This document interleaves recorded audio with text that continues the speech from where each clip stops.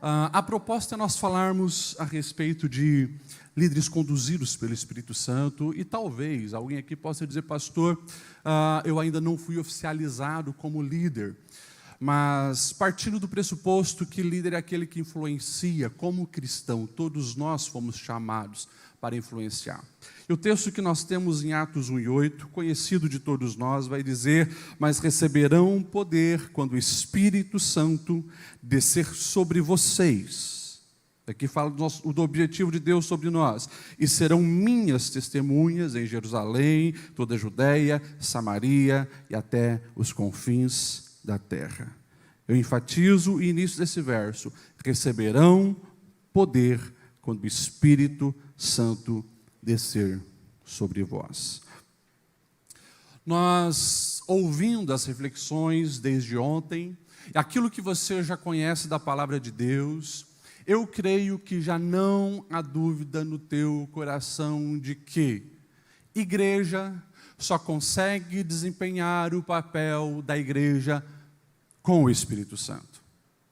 Cristão só é cristão se estiver no Espírito Santo. Líderes só são relevantes e eficazes naquilo que foram chamados para o ministério se estiverem cheios do Espírito Santo. Por isso, mais uma vez, eu quero perguntar para você: você de fato deseja ser cheio do Espírito Santo? Amém? Amém? Você entendeu a minha pergunta? Porque quando eu faço essa pergunta, você também, pelo que nós já ouvimos e o que conhecemos da palavra de Deus, você precisa compreender que não poderá mais se autogovernar. A tua vontade estará sujeita ao Espírito Santo. Você entende isso? Você precisa entender que muitas vezes não terá compreensão da direção que o Espírito te leva. Muitas vezes você estará sofrendo perseguição ao remar contra a correnteza mundana. Muitas vezes você vai ser rotulado, xingado, ofendido por estar na direção e sendo conduzido pelo Espírito Santo. Por isso, eu pergunto novamente para você: você deseja viver essa vida na condução do Espírito Santo? Amém? Amém. Glória a Deus. Parece que houve unanimidade na resposta. Agora, não sendo romântico ou romantizando esse momento, trazendo de uma maneira mais racional e até baseado naquilo que a gente vê na palavra, todos nós aqui sabemos que nem todos que hoje nesse ambiente afirmaram isso viverão na condução do Espírito Santo. É muito improvável que 100% de nós viverá na condução do Espírito Santo apenas por aquilo que nós afirmamos aqui. Se de fato isso acontecesse, glória a Deus, Blumenau, eu tenho certeza que seria salvo, o estado de Santa Catarina, o Brasil e o mundo. Por que eu falo isso? Porque apesar da nossa intenção, da vontade e o desejo do nosso coração, a vida acontece ao vivo. E no decorrer da vida, dificuldades vão surgindo. Ambientes influenciadores nos tiram da rota que o Espírito Santo está nos chamando. É assim, e sempre foi assim. 500 viram Jesus ressurreto, mas lá no cenáculo, perseverando em oração, eram 120. Mas eu glorifico a Deus, porque sempre tem os 120. Sempre tem aqueles que querem e vivem o propósito, levam a sério o chamado de Deus, e que você seja uma dessas pessoas. Para que nós venhamos ser líderes cheios do Espírito Santo, olhando para as histórias bíblicas, olhando para a história da igreja, eu coloquei pelo menos aqui 3 características que você precisa levar a sério, nutrir na sua alma, e todos os dias escolher isso para pautar as suas decisões. A primeira característica que eu quero ressaltar hoje, de líderes cheios do Espírito Santo, conduzidos pelo Espírito Santo, é: quando olhamos para a história, nós vamos ver que aqueles que foram cheios do Espírito Santo e conduzidos pelo Espírito Santo, eles não procuravam lógica humana para viver o sobrenatural. Vou repetir isso. Não procuravam lógica humana para viver o sobrenatural. Deus não age de acordo com a lógica humana. E para que nós venhamos ser conduzidos pelo Espírito Santo, nós precisamos estar abertos para o sobrenatural que Deus tem para as nossas vidas. Quando nós olhamos para a palavra, Paulo escrevendo aos Coríntios, na sua primeira carta, capítulo 2, verso 14, ele vai dizer assim: quem não tem o Espírito, não aceita as coisas que vêm do Espírito de Deus, pois lhes são loucura, e não é capaz de entendê-las, porque elas são discernidas espiritualmente. Ele está deixando bem claro, são dois universos totalmente distantes. Aqueles que não estão sendo direcionados pelo Espírito não vão entender a voz e a direção do Espírito. O próprio Paulo, falando aos Coríntios, ele vai dizer que o nosso Deus, ele escolhe as coisas que para o mundo é loucura, mas ele usa isso para envergonhar os sábios. Ele escolhe aquilo que para o mundo parecia fraco, para gerar essa confusão no mundo que não entende o seu agir. A lógica humana, e você pode olhar o comportamento das pessoas, a lógica humana, ela procura conforto, segurança, prazer, lucro, boa aparência. As pessoas fazem escolhas na vida visando isso, é a lógica humana. A lógica de Deus é diferente. A lógica de Deus está visando uma transformação interior, uma justiça verdadeira, relacionamentos sólidos e tudo aquilo que está atrelado à eternidade. Eu pergunto para você, as decisões que você tem tomado para a sua vida estão mais parecidas ou embasadas o quê? Na lógica humana ou na lógica divina? Quando você toma as decisões importantes na sua existência, você está preocupado com o quê? Segurança, conforto, lucro, boa aparência, prazeres momentâneos? Ou você está escolhendo viver propósitos eternos para a sua vida? Quando nós olhamos para a palavra, fica muito evidente o quanto a lógica humana não está fazendo parte daquilo que Deus propõe para os seus. Não tem lógica um homem passar 120 anos construindo um barco para colocar animal. Para a humanidade, não faz o menor sentido. Não tem lógica Deus dizer para um casal de velhos sair da terra onde eles estão, porque eles engravidariam e seriam pai de multidão. Não faz sentido para a lógica humana. Não tem lógica humana Jesus, o Deus encarnado, conhecendo plenamente cada coração humano, chamar os discípulos que ele chamou, chamar pescadores para dar continuidade ao seu ministério. Não tem lógica humana chamar um assassino de crente para dar continuidade à obra da igreja. Não tem lógica quando nós olhamos o agir do Senhor. E se você trazer isso para a realidade de hoje, você não vai encontrar a lógica humana no extraordinário que Deus tem feito ao redor do mundo. Nessa viagem missionária que nós viemos agora, chegamos na segunda-feira, o metabolismo ainda está desorganizado, porque são 10 horas a mais lá no Oriente, e nós fomos no Camboja, no Laos e na Tailândia. Algo me chamou muita atenção quando nós fomos para o Laos. Laos é um país agora com domínio comunista. A igreja não é bem-vinda, a igreja é perseguida. Lá ouvimos relatos de pastores que estão presos. Em 2022, um pastor foi assassinado e foi notícia em toda a nação. A perseguição ferrenha contra a igreja. Esse pastor, mais uma vez, cometeu um crime num país socialista, porque numa reunião que nós estávamos numa igreja, o pastor falou: nós estamos aqui, fora da lei para essa nação, porque um estrangeiro não pode estar reunido sem a supervisão do governo aqui. né, sem eles estarem observando a gente. E aconteceu isso também lá em Cuba. Quando eu fui em Cuba, cometi um crime porque me hospedei na casa de um pastor e não podia, sendo estrangeiro. Enfim, mas lá no Laos, entre tantas coisas que nós vivenciamos, nós recebemos o convite do missionário para conhecer um projeto. E nós entramos numa salinha pequena, 4x8 mais ou menos, e lá tinha um jovem que era o empreendedor daquele negócio e tinha a placa do seu negócio, que era tradução de documentos, e mais 2 jovens ali. E o missionário disse, aqui é uma empresa de tradução de documentos, porque no Laos tem mais de 180 dialetos, mas isso não passa de uma fachada, porque na verdade o que esses jovens estão fazendo aqui? Eles estão traduzindo a Bíblia para os dialetos.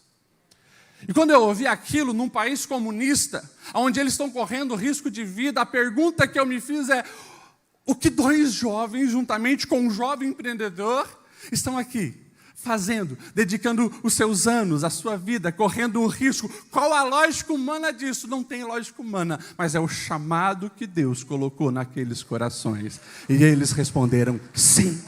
Você pode aplaudir ao Senhor. E por favor, esteja orando pelo Laos. Na igreja que nós estávamos reunidos, que ali estávamos cometendo um crime naquela reunião, é uma igreja que tem 2 times de futebol. E é a maneira deles manterem as portas da igreja abertas. Eles têm um time de futebol na 1ª divisão, na 2ª divisão, e escola para crianças, adolescentes de futebol. A estratégia que eles tiveram para poder pregar o evangelho para as crianças e para os adolescentes é o futebol. E daí o pastor está cheio de sonhos, uma igreja pobre, cheio de sonhos, quer construir uma quadra, quer construir um campo de areia. Ele sonha, mesmo correndo risco. Por quê? Porque o Espírito Santo está conduzindo aquela vida. É fora da lógica humana. Não está buscando os seus interesses, não está buscando conforto, mas está buscando fazer a vontade do Senhor. Jamais esqueça disso. E que você possa tomar as suas decisões pessoais, não na lógica humana, mas escolhendo viver aquilo que Deus tem reservado para a sua vida. Segunda característica que nós encontramos naqueles que são conduzidos pelo Espírito de Deus e lideram na batuta, na liderança do Espírito Santo de Deus, é que o prazer do pecado não os atrai mais do que o prazer de Deus. Ontem, na fala da minha amada Júlia, ela falou: para que o Espírito Santo nos encha, nós precisamos nos esvaziar. Paulo, escrevendo aos Romanos, capítulo 8, verso 9, ele vai dizer: vocês não estão sob o domínio da carne, ou seja, tem que se esvaziar da carnalidade, mas do Espírito, se de fato o Espírito de Deus habita em vocês. Na cegueira e na confusão desse mundo caído, nós, cristãos e líderes cristãos, corremos o risco de trocar o prazer eterno por prazeres momentâneos, o prazer pleno por prazeres limitados. Pastor Black pregava onde aqui, falava de Estevão, acusado, e agora ele está diante de pessoas com pedras na mão. Ele vai morrer. Mas Estevão não está preocupado com o seu conforto e nem com a sua segurança. Ele está preocupado em não perder essa alegria que ele tem de ter o Espírito Santo na sua vida, de ter o Senhor derramando a sua graça sobre ele. E ele escolhe morrer, mas não negocia o prazer do Senhor. Nós precisamos entender que o diabo, na sua astúcia, para comprometer o potencial de um líder cheio do Espírito Santo, porque nós lemos, é o Espírito Santo que nos vai fazer cumprir a missão, que nós seremos testemunhas eficazes, nós vamos ser poderosos nessa terra, quando o Espírito Santo estiver sobre nós. O diabo sabe disso, e ele vai fazer de tudo para te afastar do Espírito Santo. E como que é a principal arma que ele vai utilizar? É o pecado. O Espírito de Deus, ele vem com esse adjetivo, é o Espírito Santo, o Espírito Santo. E quando nós vamos para a palavra, Pedro vai dizer assim na sua primeira carta, capítulo 1, verso 15 e 16, mas assim como é santo aqueles que os chamou, sejam santos vocês também em tudo que fizerem, porque está escrito, sejam santos, porque eu sou santo. E nós ouvimos o pastor Jais falar aqui, o exemplo de Sansão, consagrado, dedicado, apresentado ao Senhor, e nós vamos ver Sansão, de fato, sendo cheio do Espírito de Deus, para libertar a nação de Israel, e fez coisas extraordinárias, mas ele se deixou levar pelo pecado com as mulheres, e nós sabemos o quanto isso impediu de Sansão ser ainda mais extraordinário para a glória de Deus. Quando nós olhamos alguns outros líderes, nós podemos citar aqui Saul, que também foi cheio do Espírito Santo, libertou Israel naquele momento onde o caos estava assolando a nação e eles estavam com medo dos inimigos. Ele se torna o primeiro rei, mas ele também deixa de obedecer às instruções do Senhor e cai em pecado. Nós podemos aqui citar Davi, podemos citar Salomão. Davi, o seu adultério, que todos sabemos. Salomão se encantou também por mulheres e cometeu muitos pecados, perdeu muito daquilo que Deus tinha reservado para eles. Mas pastor, você falou Davi? Até hoje nós lembramos de Davi como o maior rei de Israel. Sim, sabe por quê? Porque ao fazer essa comparação entre os prazeres carnais, os prazeres terrenos e o prazer da glória do Senhor, de ser conduzido pelo Senhor, Davi é aquele que vai se arrepender. Ele chora, ele registra a sua oração lá no Salmo 51, dizendo, Senhor, cria em mim um coração puro, renova dentro de mim um espírito estável, não expulse-me da tua presença e nem tire de mim o teu Espírito Santo. Devolva, Senhor, a alegria da salvação e sustenta-me com o espírito pronto a obedecer. Ei, líder, nós precisamos entender que nessa interação com o Espírito Santo tem uma parte que cabe a cada um de nós. Paulo, escrevendo aos Tessalonicenses, ele vai dizer na sua primeira carta, capítulo 5, verso 19, não apaguem o Espírito Santo de Deus. Pastor, o Espírito Santo é Deus, nós temos poder agora de apagar Deus? Não. Está falando da interação do Espírito Santo na sua vida. Você pode sim apagar a atuação do Espírito Santo na sua vida ao se abrir para o pecado. Paulo, escrevendo aos Efésios, ele vai usar a expressão não entristeçam o Espírito Santo de Deus. Eu faço questão de ler Efésios 4, do 29 ao 32, onde ele vai mostrar algumas coisas que podem estar comprometendo a liberdade do Espírito Santo na sua liderança. Ele vai dizer assim, nenhuma palavra torpe saia da boca de vocês, mas a que for útil para edificar, conforme a necessidade, para que conceda graça aos que ouvem. Não entristeçam o Espírito Santo de Deus, com o qual vocês foram selados para o dia da redenção. Olha só, ele está deixando bem claro, nós podemos entristecer o Espírito Santo de Deus, e ele começa falando, cuida com as palavras torpes. Ele continua dizendo assim, livrem-se de toda amargura, indignação, ira, gritaria, calúnia, bem como de toda maldade.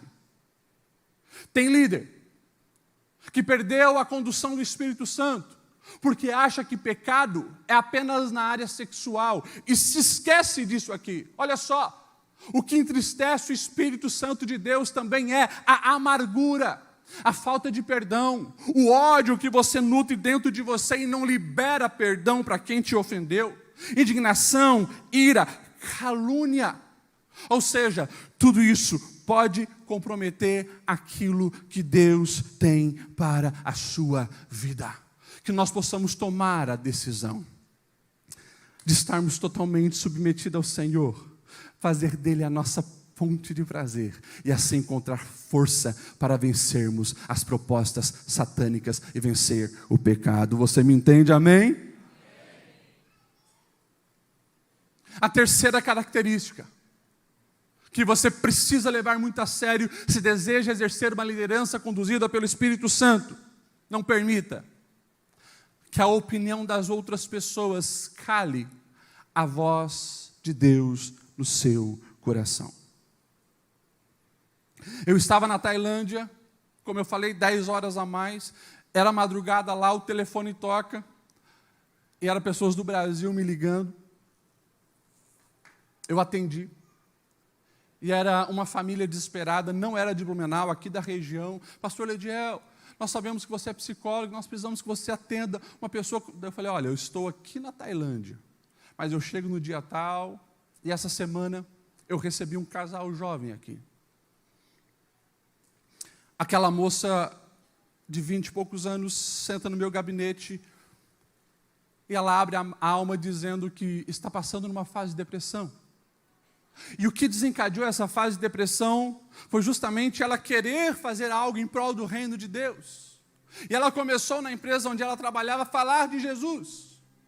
Porém, à medida que ela compartilhava o Evangelho, se levantou também as vozes das trevas, a rotulando, a ofendendo, a criticando, a zombando da sua postura. E ela vai permitindo que essas palavras malignas entrem na sua alma. E dia após dia, essa jovem, com boa intenção de fazer algo para Deus, ela vai definhando, se entristecendo, a ponto de, hoje, se encontrar numa situação grave de depressão. E na conversa eu falei para ela isso aqui. Todos os dias, você terá vozes falando para você, diante de você. O mundo é barulhento. A mediocridade está impregnada na alma de cada um dos filhos das trevas.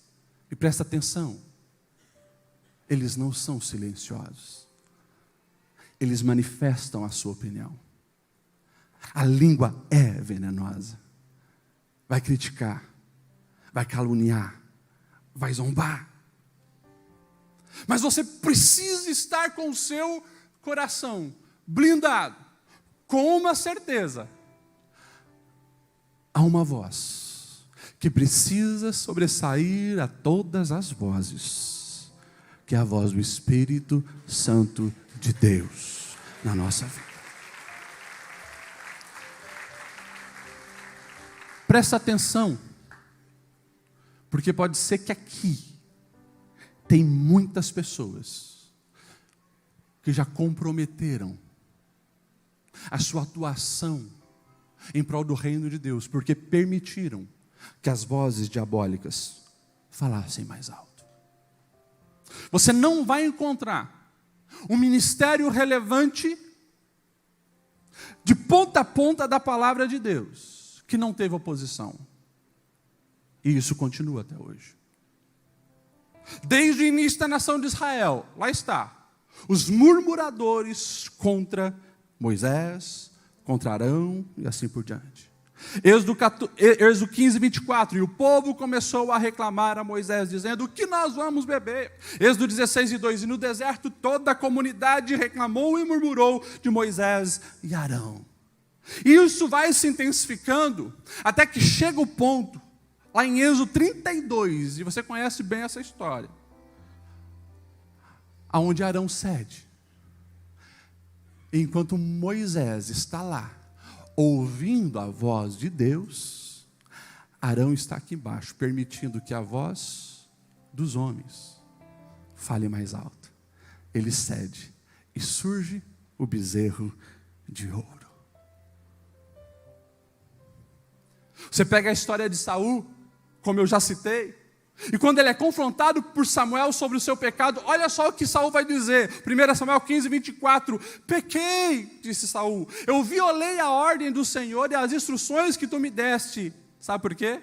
Ele diz, eu tive medo dos soldados e os atendi. Eu falei de Salomão, 1 Reis 11, 4 vai dizer assim, à medida que Salomão foi envelhecendo, as suas mulheres o induziram a voltar-se para outros deuses, e o seu coração já não era totalmente dedicado ao Senhor, como fora o coração do seu pai. Lá na frente tem um líder chamado Pilatos, e Marcos 15, 15 vai dizer assim, presta atenção no início, desejando agradar a multidão, Pilatos soltou Barrabás, mandou açoitar Jesus e entregou para ser crucificado. Vozes que estão falando contra o chamado de Deus. A pergunta é: que voz você vai ouvir? Que nós sejamos como os discípulos, João, Pedro, que ao serem usados por Deus, ali na entrada do templo, e acontece a cura daquele paralítico, o sinédrio chama e os impede de falar da mensagem do evangelho. Parem de falar desse Jesus. E a resposta deles é muito simples, Atos 5:29. É preciso obedecer antes a Deus do que aos homens. Paulo foi extremamente perseguido, mas ele vai escrever em Gálatas 1:10: acaso busco eu agora a aprovação de homens ou a aprovação de Deus? Ou eu estou tentando agradar a homens? Se eu ainda estivesse procurando agradar aos homens, eu não seria servo de Cristo. Aquilo que você vê de expansão no reino de Deus, você pode ter certeza absoluta, houveram vozes tentando impedir esse crescimento. Você viu aqui no início esse testemunho. De fato isso aconteceu. Depois de 4 anos de seminário, Deus tinha me dado o projeto Força Team. Mas quando nós chegamos aqui, o nosso pastor-presidente disse: tem liberdade de colocar em prática esse projeto. Vozes começaram a dizer: não, 4 anos de seminário para ser pastor de adolescente, que nem dizimista é. Mas Deus tinha me dado uma palavra, um projeto. Deus tinha me dado um caminho. Eu escolhi obedecer ao meu Senhor, mesmo debaixo de crítica. Assim nasceu a Força Team. Você pode sentar com a pastora Júlia e perguntar sobre o projeto ela, quanta oposição. Você pode um dia sentar comigo, pastor Aguiar, pastor Jais, os outros pastores estão aqui, quando nós fomos lançar o curso ele, quanta oposição? Não, para homem não funciona esse negócio de mentoria. Me lembro que no ano 2008, quando eu coloquei uma câmera junto com um computador, uma webcam lá em cima na galeria para transmitir os cultos ao vivo, alguns zombaram, riram: isso aí não dá certo, é só para alimentar crente preguiçoso que assiste culto pela internet. Mas daí você entra lá no nosso canal do YouTube, hoje tem mais de 200 mil seguidores, milhões de pessoas foram abençoadas, porque uma semente foi lançada, ela vai gerando frutos. Senta um dia com o pastor Nilton e a pastora Regina e você vai ver quanta perseguição ao longo desses mais de 40 anos de ministério.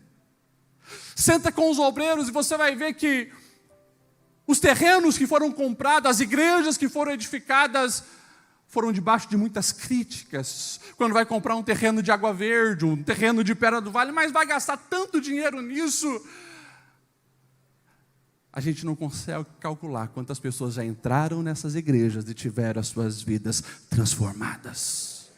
Mas você precisa sair daqui entendendo isso.